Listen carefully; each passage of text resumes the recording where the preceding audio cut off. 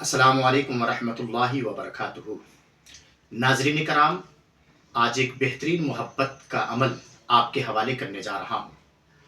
खा शौहर हो या फिर औरत, नाफरमान औलाद हो या फिर सास बहू का मसला, अलगरज किसी के दिल में भी मोहब्बत डालना हो या मोहब्बत पैदा करना हो, एक बेहतरीन अमल आपके हवाले करने जा रहा हूँ।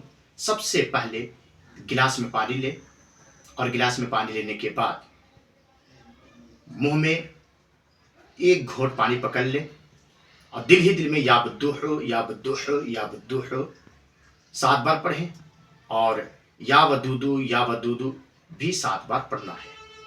इसके बाद वो पानी को उगल देना है उसी गिलास में, और उगलने के बाद उस पर आयत मोहब्बत जो सूरह ताहा में है, व अलक़ैतु अलैका महब्बतम मिन्नी, 16वें पारे की ये आयत है।